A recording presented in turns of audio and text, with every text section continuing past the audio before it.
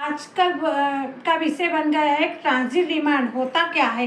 जो transit remand, जो transit मतलब ट्रांसफ़र, रिमांड मतलब हिरासत में लिया हुआ, मतलब एक हिरासत में ली हुई को ट्रांजिट रिमांड बोलते हैं। हिरासत मतलब यह भारतीय नागरिक संहिता की परिभाषा की धारा 35(1)(2) में इसकी रिमांड की परिभाषा में उल्लेख किया गया है।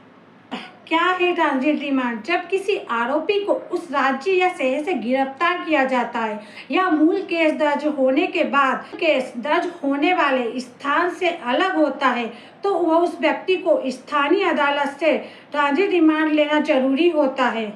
एक सिंपल सा अर्थ निकाले जाए तो इसका मकसद सिर्फ इतना होता है कि अदालत की अनुमति से आरोपी को असली केस वाले राज्य में से जाना जाए। मतलब समझते हैं, जब आरोपी को केस दर्ज होने वाले राज्य से अलग राज्य में गिरफ्तार किया जाता है, वहाँ की अदालत ट्रांजिट रिमांड जारी करती है। ऐसे में केस साथ ही पुलिस को अरेस्ट किए गए लेना जरूरी होता है, जिसके बाद आरोपी को केस दर्ज होने वाले राज्य की में जांच के लिए ले जाया जा सकता है।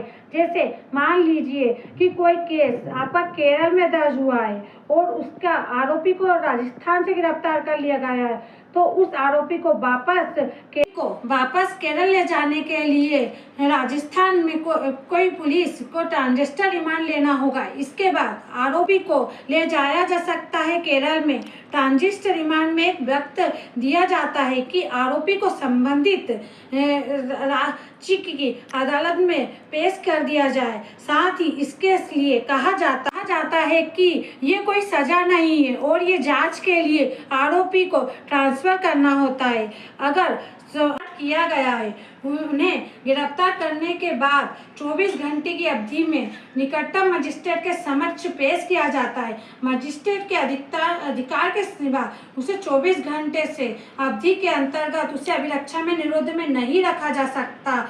इसी तरह आज के जो केस में एक सोनम का केस की बात की जाए तो सोनम को गाजीपुर से रिमांड मिल गई है, जिसके बाद अब शिलांग में ही उसके कोर्ट की जहाँ पे मूल केस दर्ज हुआ है वहीं उसके केस के आगे का फैसला लेगी। इसी तरह ट्रांजिट रिमांड के बारे में हमने जाना। जय श्री कृष्णा।